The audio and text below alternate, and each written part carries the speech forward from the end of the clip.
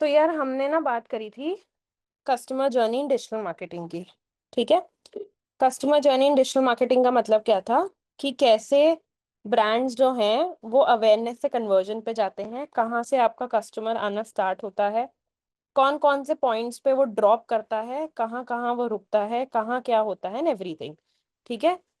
उसमें हमने क्या डिस्कवर किया था कि हमारे पास क्या होती है, हमारे पास 4 टाइप के स्टेजेस होते हैं: अवेयरनेस, कॉन्सिडरेशन, कन्वर्जन और retention.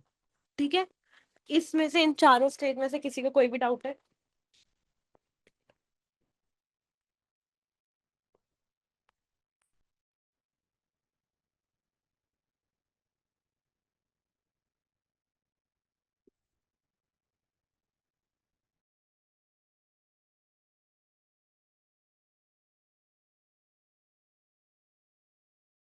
Guys any doubt?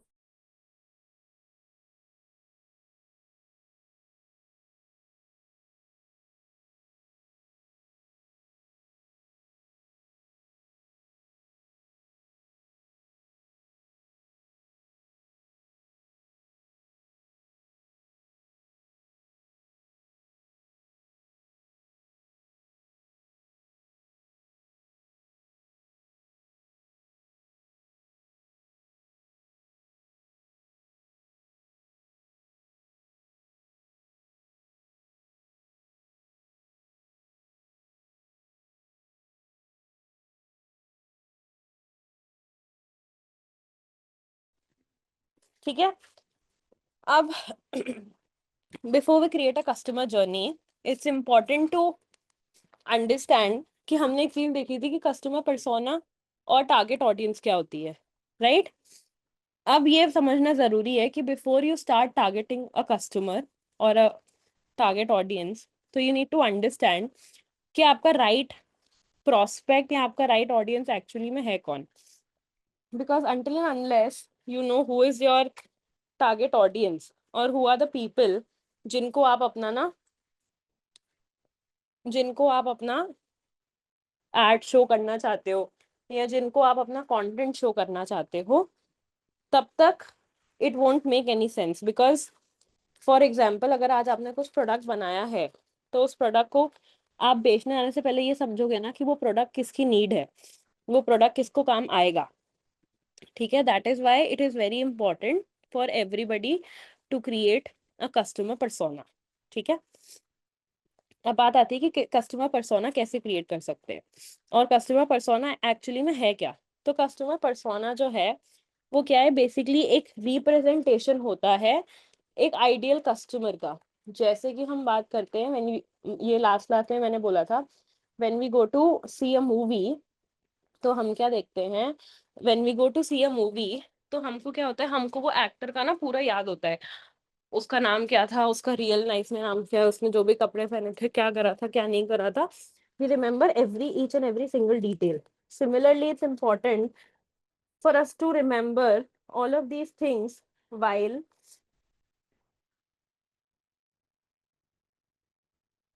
it is important for us to remember all of these things while we are curating a customer persona as well। यानी कि जब हम अपनी टारगेट ऑडियंस बना रहे हैं तब भी ये सब याद रखना जरूरी है। अगेन, इससे क्या होगा, इससे आप समझ पाओगे, बेटर टारगेट कर पाओगे, बेटर लोगों को इंगेज कर पाओगे। ठीक है। That is known as customer persona. Please customer persona की डेफिनेशन लिख लो।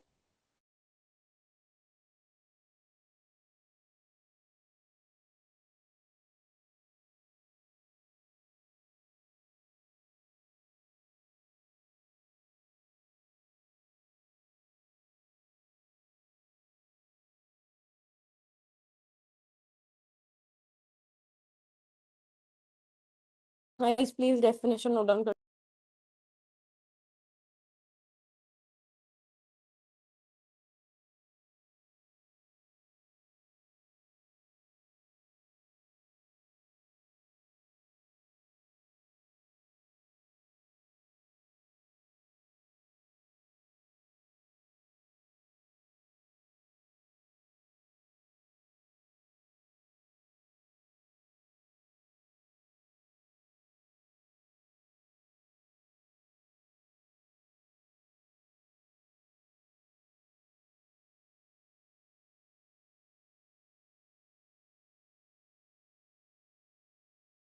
Guys, done?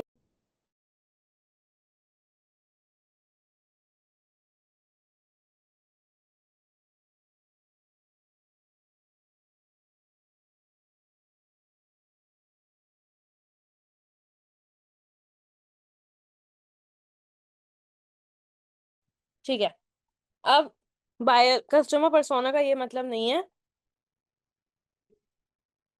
अब बाय कस्टमर पर्सोना सिर्फ वो नहीं है कि जो आपसे बाय कर रहा है। इसका मतलब है कि वो क्यों बाय कर रहे हैं, वो कैसे सोचते हैं, और क्या पॉइंट है जो उनके डिसीजंस को इन्फ्लुएंस करता है। अब की पॉइंट्स क्या हैं?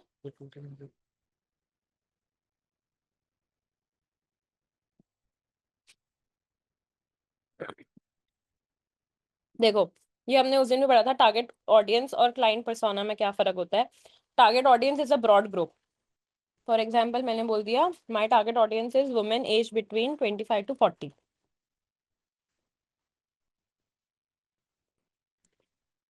अब 25 to 40 में कोई भी आ गया।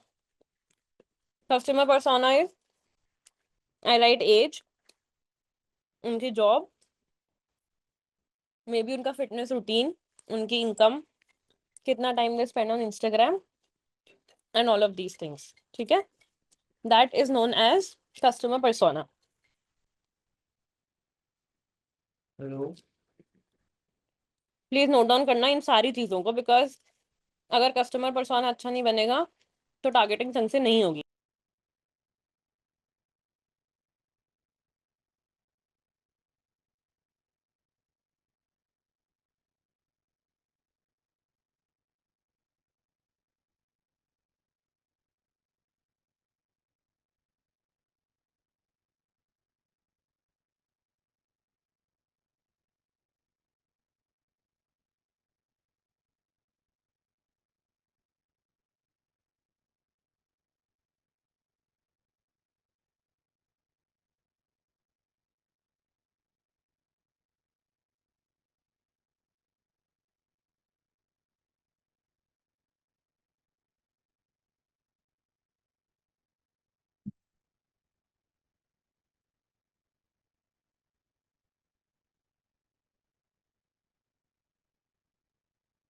Guys, done?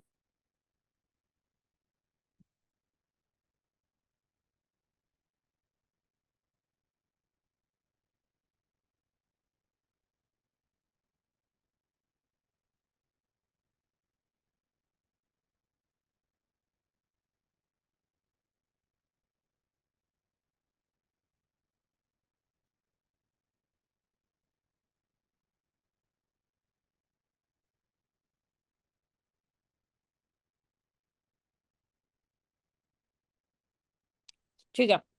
अब पर्सोना में क्या क्या आता है?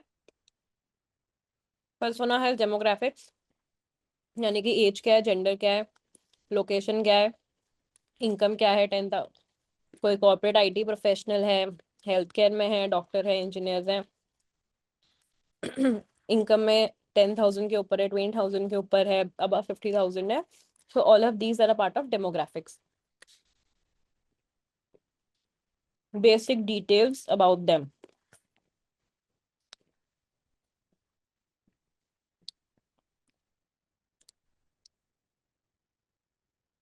देन नेक्स्ट है साइकोग्राफिक्स।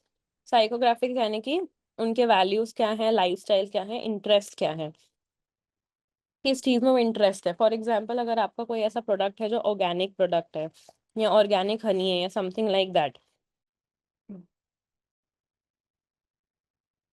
तो अगर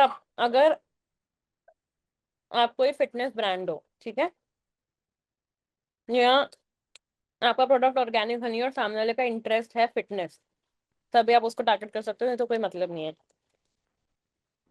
मैंने pain points, no, pain points is very important. Why? Because pain points are actually the challenges they are facing.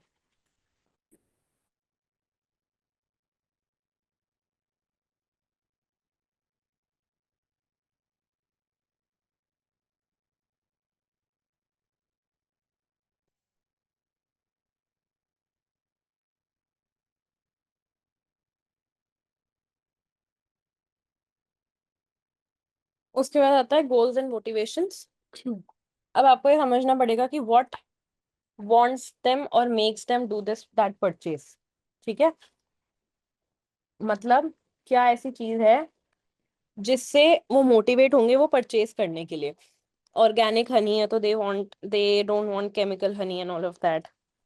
या फिर वो कैसे, क्या चीज उनको इन्फ्लुएंस करती है, क्या कोई इन्फ्लुएंसर है जो उनको वो पर्टिकुलर प्रोडक्ट बाय करने के लिए वो करता है। या फिर exactly what is the trigger factor, discounts हैं, या फिर कोई और ऐसी चीज है जो उनको इन्फ्लुएंस कर रही है वो चीज परचेज करने के लिए। That is known as buying behaviour.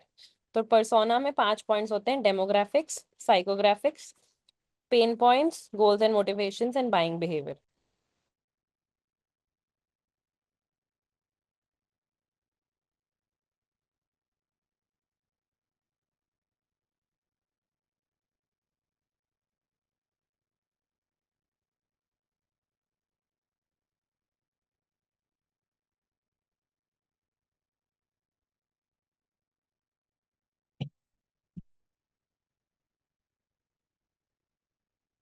भाई इसलिए उसको नोट डाउन कर लो।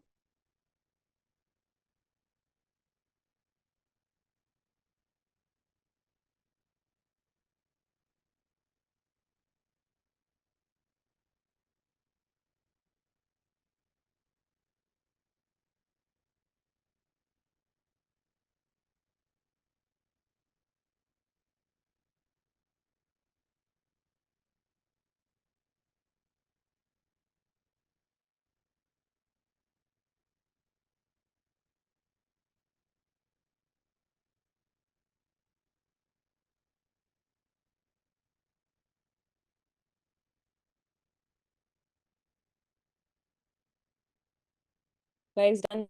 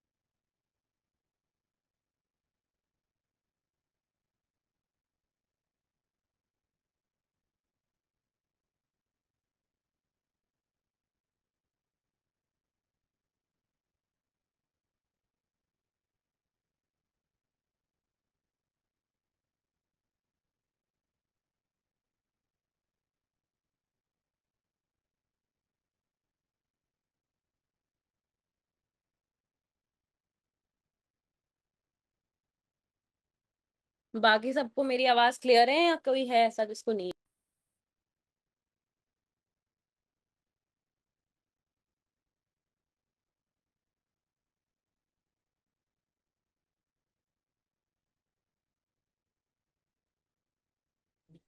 ठीक है, उसके बाद व्हाई इट मैटर्स। अब पर्सोना बनाना क्यों जरूरी है? नंबर 1, ये आपको हेल्प करता है रेलेवेंट कंटेंट बनाने में। फॉर एग्जाम्पल, अगर आपको ये पता है कि मुझे कॉर्पोरेट वालों को टारगेट करना है तो आप ऐसे वीडियोस बनाओगे जहां पे आप ना कॉर्पोरेट सेटअप दिखाओगे। ठीक है, सिंपली। लेकिन अगर आपको पता ही नहीं है कि वो लोग क्या जॉब करते हैं, क्या नहीं करते हैं, क्यों करते हैं, किस लिए करते हैं, तो आप ऐसा आप जो कंटेंट बनाओगे वो रेलेवेंट नहीं होगा।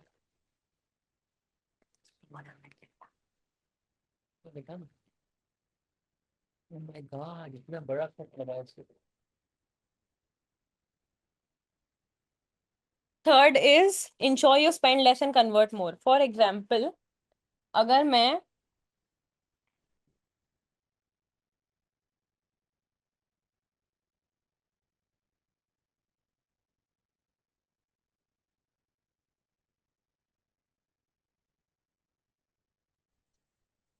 ठीक है, तो इसमें क्या है, इसमें इसमें ये कि first is ensure you spend less and convert more. अगर मैं सिर्फ एक ब्रॉड सा ग्रुप डिफाइन कर रही हूँ तो वो जो ब्रॉड सा ग्रुप है, मे बी मैं उसको 100 रुपीज लगा रही हूँ बट पूरा नहीं स्पेंड कर पा रही। बट जब मैं एक डिफाइन कर लेती हूँ तो क्या होता है, तो क्या होता है कि मैं 50 रुपीज में भी शायद अच्छे से उसको रीच कर सकती हूँ। And last is product development and positioning, कि आपको अगर आपको पता है कि आप कॉर्पोरेट वालों को कर रहे हो, तो आप पेन पॉइंट्स भी वैसे एडजस्ट करोगे, जैसे I you tired of sitting for 9 hours या समथिंग लाइक दैट। तो कस्टमर पर्सोना जो है वो आपको हेल्प करेगा रेलेवेंट कंटेंट बनाने में, एड टारगेटिंग करने में, और बजट सेव करने में।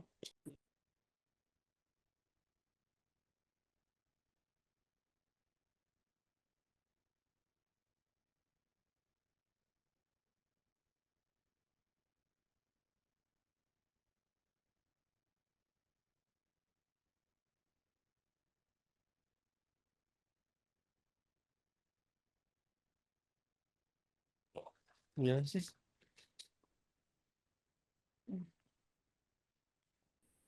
गाइस ये सारी चीजें प्लीज नोट डाउन कर लो, and then we'll move to how do we create a customer persona.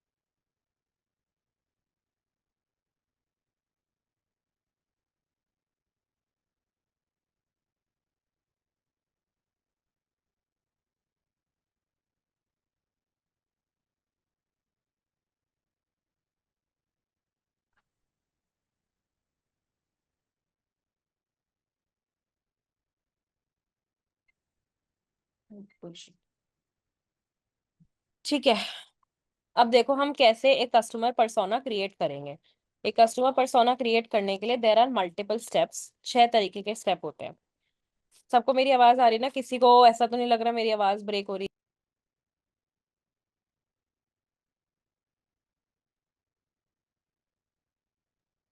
Guys everybody can hear me?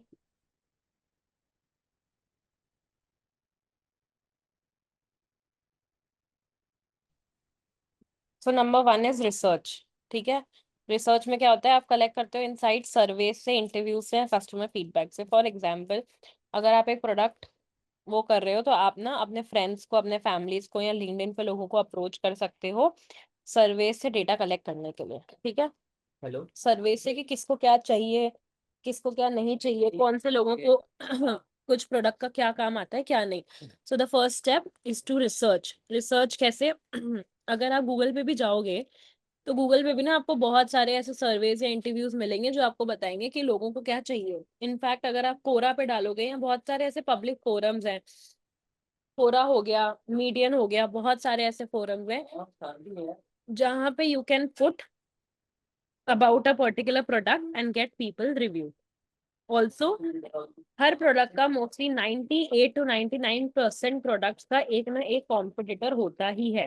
तो आप क्या कर सकते हो, आप इन कॉम्पिटिटर्स को यूज करके ये समझ सकते हो कि आपका जो प्रोडक्ट है वो कैसा है, और उसकी क्या क्या ऑडियंस हो सकती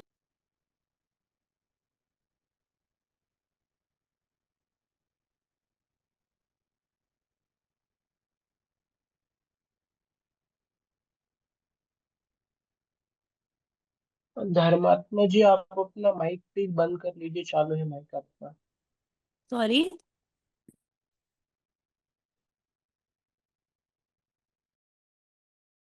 गाइस, प्लीज रिसर्च वाला स्टेप नोट डाउन कर लो।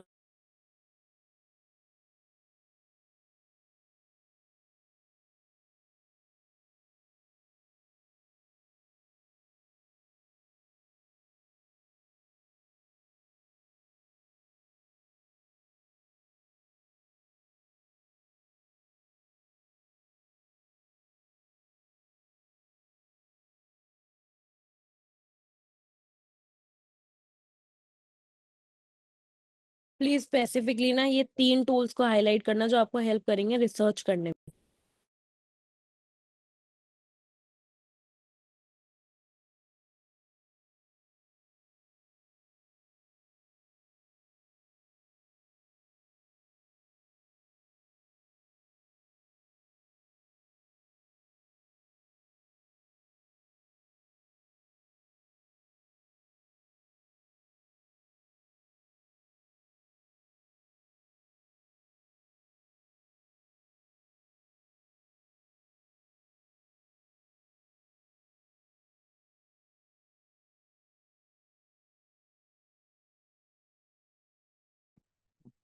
उसके बाद आता है डेमोग्राफिक्स। अब डेमोग्राफिक्स में आप क्या क्या डिफाइन करते हो, age, gender, location. For example मैं एक स्किन केयर प्रोडक्ट बेच रही हूँ, XYZ स्किन केयर, जो मेल्स के लिए है, ठीक है, जैसे मैंने लास्ट टाइम बताया था।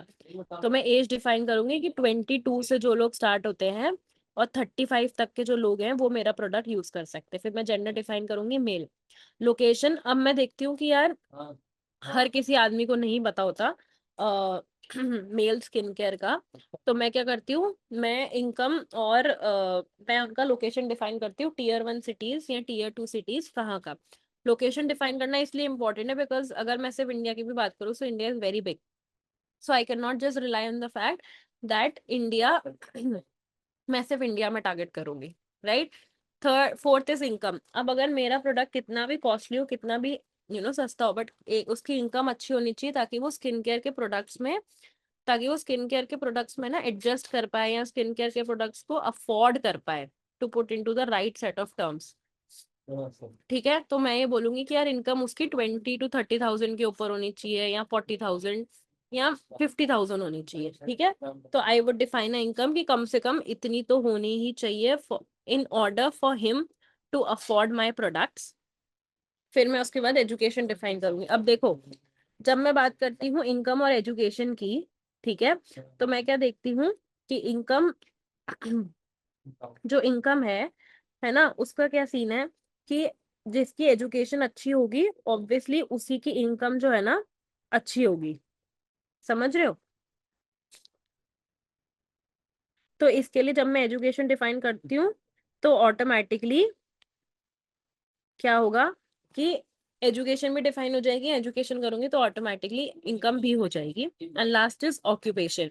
जब कोई, अगर आप चाह रहे हो कि कोई 40-50,000 से ऊपर की सैलरी हो, उसको आप ऐसे कर रहे हो, तो क्या होगा, तो आपको मार्क करना पड़ेगा ऑक्यूपेशन कि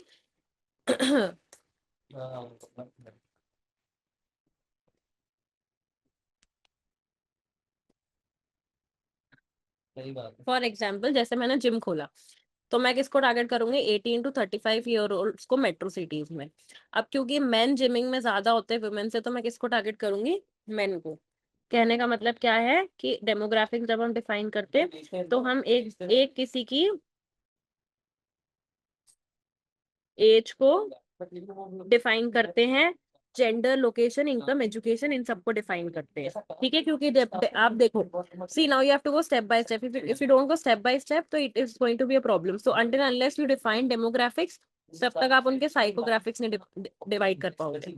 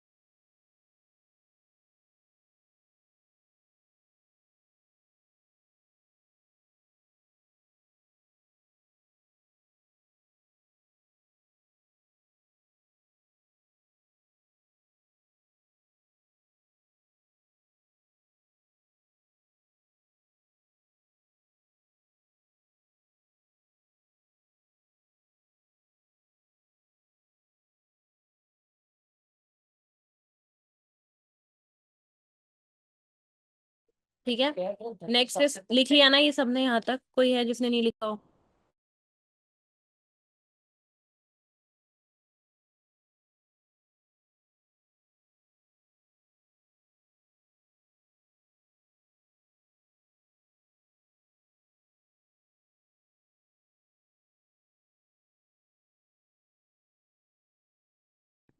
ठीक है। उसके बाद आता है साइकोग्राफिक्स। साइकोग्राफिक्स का मतलब क्या है? Personality lifestyle. अगर मैं यहाँ पे बात कर रही हूँ जिम वालों की, ठीक है, तो उनकी पर्सनालिटी क्या है कि उनको फिटनेस पसंद है। लाइफस्टाइल क्या है? हो सकता उनको टाइम नहीं मिलता हो, कॉर्पोरेट जॉब्स में हो, ठीक है, या work from home remote jobs में हो, आईटी जॉब्स में हो, ये उनकी लाइफस्टाइल होगी। सुबह जल्दी उठते हैं या रात को लेट सोते हैं, समथिंग लाइक दैट। इंटरेस्ट क्या है कि उनको फिटनेस में इंटरेस्ट है। और मोटिवेशन क्या है कि उनको ना, मतलब बीमारियां नहीं होनी चाहिए, so they are very conscious and they take care of themselves a lot. So when you say that you have to define the psychographics, it means that you have to understand their personality, उनकी क्या lifestyle है। देखो आज अगर आप अपनी बात करोगे तो आपको ये भी पता है कि आपकी क्या लाइफस्टाइल है, क्या वैल्यूज हैं और क्या मोटिवेशंस हैं। अगर मैं एक लग्जरी कार बायर की बात करती हूँ तो वो क्या वैल्यू करते हैं? वो वैल्यू करते हैं प्रेस्टीज, स्टेटस। जिस हिसाब से उनका उनका काम करने का तरीका ना, मेरे को तो सच समझ नहीं आता। बताओ, मतलब वो प्रेम प्यार सारा अपनी जगह ठीक है, लेकिन काम ही नहीं है। मतलब काम है तो फिर पेमेंट ही नहीं, मतलब पेमेंट है। अब अगर मैं एक लग्जरी बायर की बात करती हूँ तो एक जो लग्जरी बायर है वो क्या वैल्यू करता है? प्रेस्टीज और स्टेटस। जबकि जो एक बजट बाइक बायर है, जिसको एक्चुअली सिर्फ, अब जो लग्जरी वाला है वो अपने जो एक कार बाय कर रहा है लग्जरियस, वो इसलिए कर रहा है क्योंकि उसको अपना प्रेस्टीज और स्टेटस दिखाना है। बट जो जिसको एक्चुअली कन्वीनियंस के लिए चाहिए वो बजट वाला है, जिसको अफोर्डेबिलिटी चाहिए और कन्वीनियंस चाहिए कि यार इजीली मेरा काम हो जाए। That is known as personality lifestyle as in psychographics. तो साइकोग्राफिक्स में you need to understand the other person pain point. अच्छा। हाँ हाँ हाँ, अच्छा। हाँ हाँ हाँ, ठीक है। इसमें कोई डाउट है? अच्छा।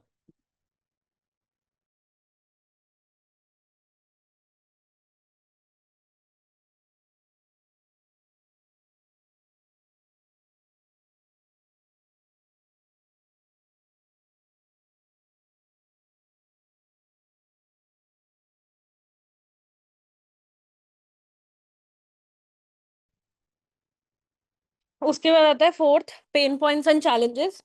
Pen points is one of the most important thing. देखो पेन पॉइंट्स क्या होते हैं समझो।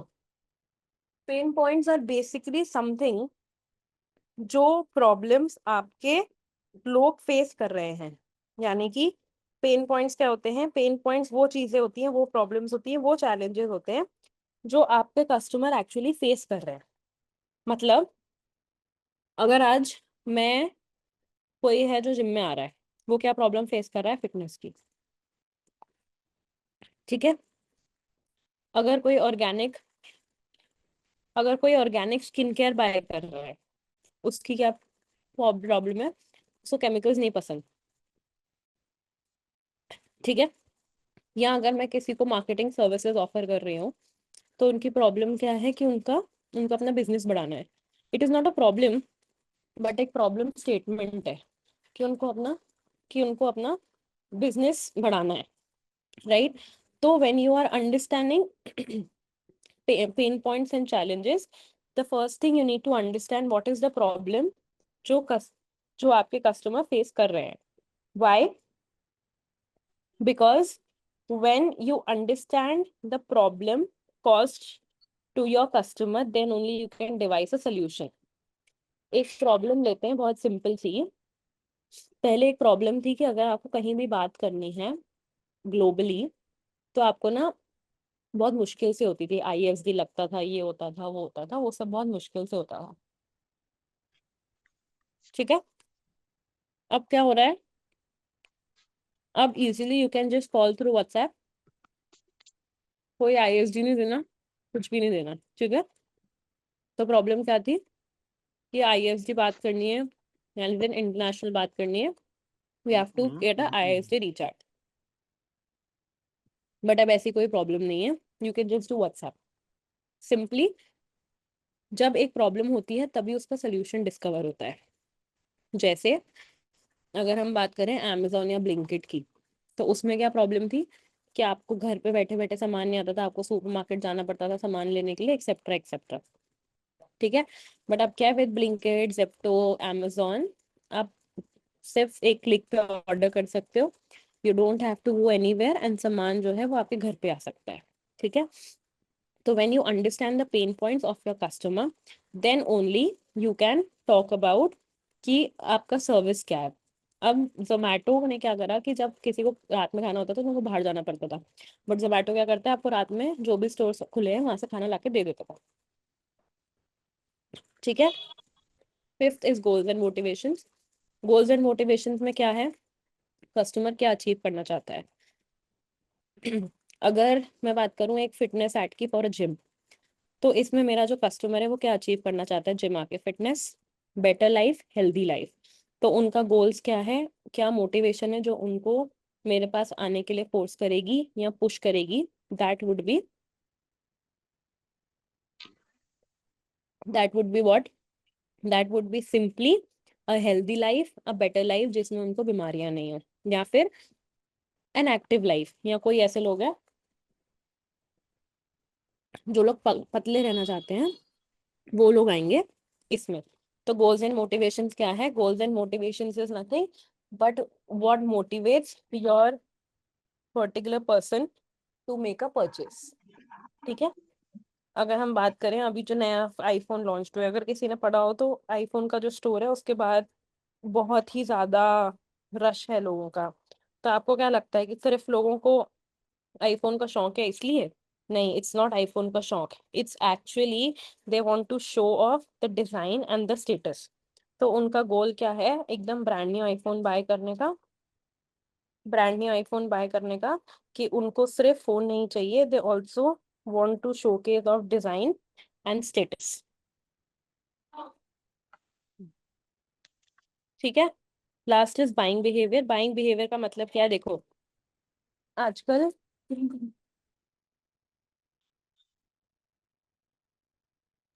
ठीक है, बाइंग बिहेवियर क्या होता है, बाइंग बिहेवियर का मतलब है, देखो आज आप ना कुछ भी चीज बाय करोगे तो ऐसे ही बाय नहीं कर लोगे, यू वुड ऑब्वियसली रिसर्च। अगर मैं आज कोई चीज लूंगी तो मैं ऐसे ही नहीं लूंगी, मैं 10 जगह पर रिसर्च करूंगी उसके बाद में बाय करूंगी, simply.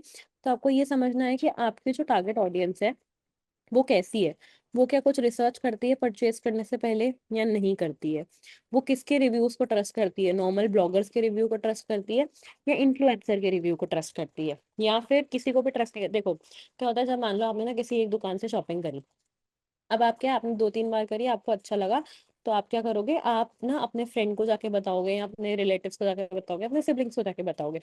So that is known as word of mouth, ठीक है। टिल टुडे इवन, क्योंकि मार्केटिंग इतनी स्पाइक हो चुकी है, सब कुछ हो चुका है, तब भी वर्ड ऑफ माउथ सबसे बेस्ट है। तब भी अगर आप गूगल पे जाके देखोगे किसी कस्टमर के रिव्यू,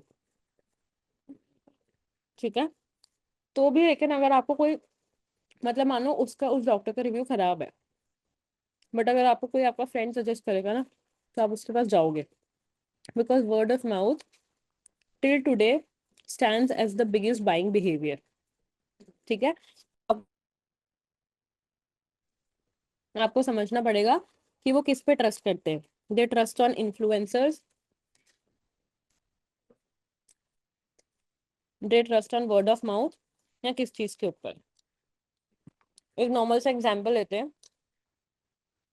जो मिलियनर्स हैं आज के जमाने में, मिलियनर्स और जेनजी सबको पता होगा, जो मिलियनर्स हैं आज के जमाने में वो इंस्टाग्राम रिव्यूज करते हैं, ठीक है।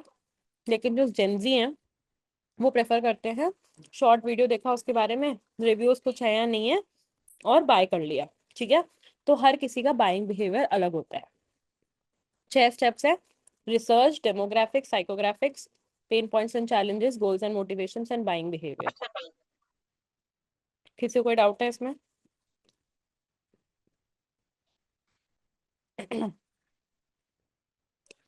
अब एक example, customer persona. For example मैं कोई ना हेल्दी प्रोडक्ट्स बेच रही हूँ, ठीक है, या फिर एक अपना यूट्यूब चैनल चलाती हूँ जिसमें मैं हेल्दी मील ऑप्शंस डालती हूँ। तो मेरा टारगेट कस्टमर परसोना क्या होगा, उनकी ये एज होगी, ऑक्यूपेशन होंगे कॉर्पोरेट प्रोफेशनल, रहते होंगे मुंबई में, क्योंकि वही लोग हैं जिनको अपनी हेल्थ पे फोकस करने का कम टाइम मिलता है, राइट। उसके बाद आती है उनकी लाइफस्टाइल, कि बिजी स्केड्यूल होता है, लॉन्ग वर्किंग आवर्स होते हैं, तभी उनको अपना खाना खुद से या तो बाहर से मंगवा लेते हैं, खुद से बनाने का और हेल्दी खाने का ऑप्शन नहीं होता उनके पास, ठीक है। अब pain points again, struggles to maintain a healthy routine, lacks time to cook. That is why हमारा और उनका क्या गोल है कि हेल्दी मील ऑप्शन उनके पास हो जो इजीली बन जाए। देखा है बहुत सारी रेसिपीज आती हैं आजकल यूट्यूब पे, 5 minute healthy recipe, 10 minute healthy recipe. इनसे क्या होता है, इनसे ये वाले लोग जो हैं जिनको ये हेल्दी मील ऑप्शन चाहिए होते हैं, ये वो लोग होते हैं जिनका बिजी स्केड्यूल होता है, लॉन्ग वर्किंग आवर्स होते हैं। तो इनके लिए मैं क्या करूंगी, मैं प्लेटफॉर्म जाऊंगी इंस्टाग्राम और यूट्यूब, और मेरा कंटेंट प्रेफरेंस क्या होगा, शॉर्ट रेसिपी वीडियोस या फिर फिटनेस मोटिवेशन। अब मैंने ये कस्टमर पर्सोना बना लिया, अब मैं मार्केटिंग स्ट्रैटेजी कैसे करूंगी, इंस्टाग्राम एड्स, हेल्थ मील किट्स, यूट्यूब ट्यूटोरियल्स बनाऊंगी, 5 minute recipe, under 10 minute recipe, या फिर मैं फिटनेस इन्फ्लुएंसर्स के साथ कोलैबोरेट करूंगी। अब ये मार्केटिंग स्ट्रैटेजी जैसे ही आप ये पर्सोना देखोगे, अगर मैं नहीं भी दिखाऊंगी तो भी आपके दिमाग में आ जाएगी, क्योंकि यहाँ पे जो पर्सोना है वो बहुत डिटेल्ड है।